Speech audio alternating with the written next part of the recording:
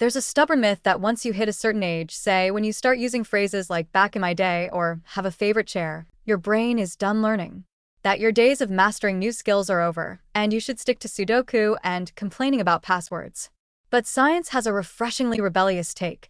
The older brain, far from being a lost cause, is still surprisingly plastic, meaning it can still grow, adapt, and learn, especially when you throw something stimulating into the mix, like a new language or a musical instrument. Yes, even if you've never rolled your R's or played a single chord in your life. In fact, older adults who take up challenging new skills like learning French or picking up the piano aren't just indulging a bucket list item. They're giving their brains a workout that MRI machines and researchers can actually measure. These late bloomers show gains in memory, attention, problem solving, and even verbal fluency in their native language. Think of it as CrossFit for your neurons, minus the injury risk and protein shakes. One reason language learning is such a cognitive jackpot is that it activates multiple brain regions at once. You're using auditory processing, visual memory, working memory, motor skills, ever tried saying Schmetterling correctly, and social reasoning, all while forming new neural pathways.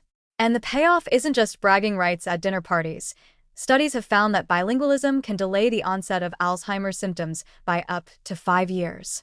Not bad for something you can practice while yelling at Duolingo's owl. Music has a similarly impressive brain-boosting effect. Whether you're strumming a ukulele or slowly conquering Chopin, playing an instrument involves coordination, pattern recognition, memory, and fine motor control. Older adults who take up an instrument see increased connectivity between brain hemispheres, better auditory processing, and in some cases, improved posture and hand dexterity. One study even found that seniors who practiced piano for just 6 months showed significantly improved executive function and mood, and fewer signs of depression. Apparently, you can't stay grumpy while playing Mozart. But perhaps the most beautiful part of this late bloomer brain magic isn't just what it does for your cognitive scores, it's what it does for your spirit. Taking on a new skill gives a sense of purpose, a break from routine, and a daily challenge that says, hey, you're still very much in the game. It reminds you that growth isn't just for the young. And when you stumble, and you will, you get the satisfaction of knowing your brain is learning resilience, too. Plus, older learners often have one big advantage: motivation. You're not learning because your parents signed you up or because you need to pass a test. You're learning because you want to. And intrinsic motivation, that deep, personal interest, is rocket fuel for neuroplasticity.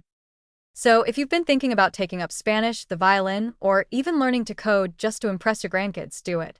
Not because it's easy, but because it matters. Your brain is still wired for curiosity. It wants novelty, it thrives on challenge, and it doesn't particularly care how many candles are on your birthday cake. What it really wants is stimulation, and the joy that comes with mastering something new, even if you're still mixing up your G chords or conjugating irregular verbs like a caffeinated toddler. It's never too late to learn. In fact, later might be the perfect time.